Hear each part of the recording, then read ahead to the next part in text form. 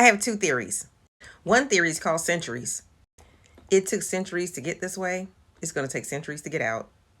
Let's start from the beginning. You have racially black people being shipped off everywhere around the globe for centuries, way before the transatlantic slave trade. Racially black people were sent off as gifts, as slaves, commodities, you name it, everything, okay? African people who were racially black were shipped off to Asia, Europe, the Americas. For those who don't know, when I say Asia, I'm also talking about the Middle East. African people were enslaved everywhere, including within Africa, okay?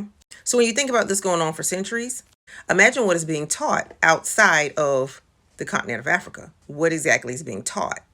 The visible recognition of who is beneath and who is on top. Because yes, let's face it, we look different, okay? So it came to be that the darker people were always somehow on the bottom. It didn't just happen that way, it was made that way. Internationally, on a global scale. So each and every generation that's born, they see this. They see this. You don't even have to say it. They see it. They live it. They see it. They live it. They see it. They live it. From century after century after century after century. No one has to say anything. Actually, it's just there. Although people said a lot. So while this selling and trading was going on, I'm just going to go back to the, let's say, transatlantic slave trade. Because this is the one I know the best.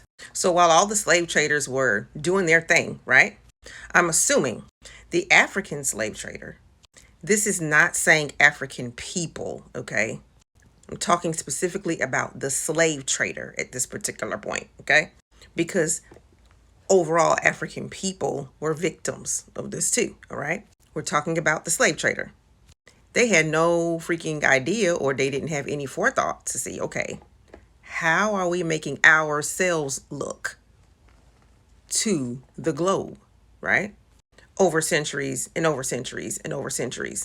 Meanwhile, European slave traders, Middle Eastern slave traders, Asian slave traders, they're setting up the laws against people who look like me all across the globe, right?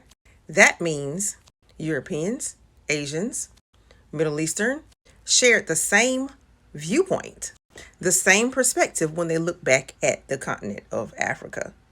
It doesn't even matter if they were looking at a king or enslaved or anyone. They just all look the same to them, right?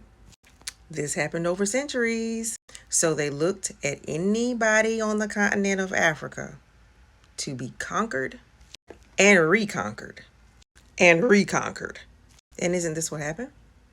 So let's move on forward to today, right? We have airplanes. So people fly here and there and everywhere. Times have changed, yeah, but so much has remained the same. Unfortunately, now, even racially black people look at other black people through the lens of white supremacy or light supremacy. So how long is it going to take for racism to be gone? Centuries after centuries after centuries from now. So my other theory is this: love. I mean, love is fairly simple to do, right? But it's so hard for so many because they just can't seem to love somebody who looks like that, right? So basically, these are the only two ways that I see racism being gone, right? Century theory and the love theory. But there are always going to be people who don't want to do either one. So there you go.